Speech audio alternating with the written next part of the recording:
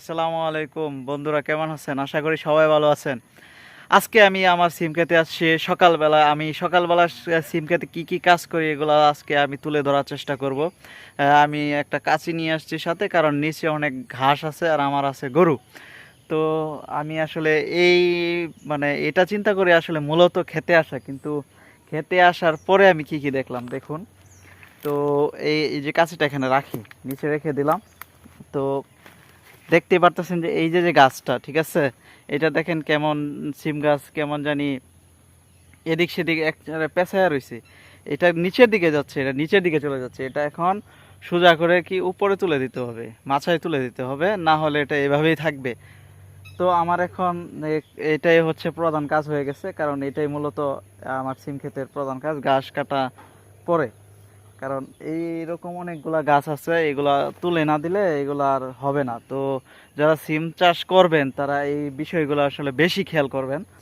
কারণ আপনার সিম গাছ যদি আপনার সময় মতো মাথায় না ওঠে, তাহলে এটা বৃদ্ধি কিন্তু তার সময় অনুযায়ী করতে পারবে না সে। তো আমি এখন এই গাছটা তুলে দিব উপরে। তো তুলে দেওয়ার জন্য আমাকে এটা ছোটাতে হবে।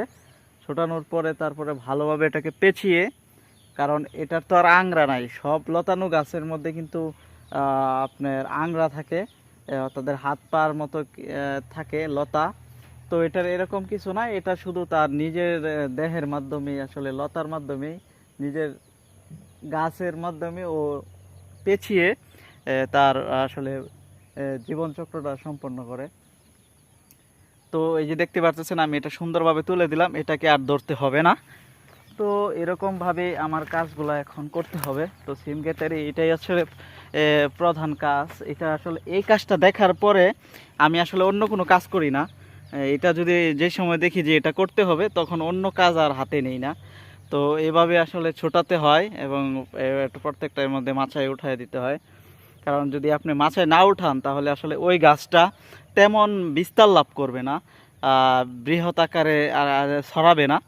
তো সবাই আপনারা যারা সিম চাষ করবেন তারা ওই পেঁচিয়ে যাওয়াটা যত সম্ভব লক্ষ্য রাখবেন এবং এটাকে ছড়ায়া দিবেন, বিভিন্নভাবে ছড়ায়া দিবেন। তাহলেই আসলে আপনার গাছটা সুন্দর এরিয়া বিস্তার লাভ করবে এবং আপনার ক্ষেতটাও সুন্দর হবে এবং ফলনটা খুবই বৃদ্ধি পাবে। তো যারা সিম চাষ করেন এটা খুবই মাথায় রাখবেন এবং সময় সময় উপযোগী সময়ে কাজ করে ফেলবেন।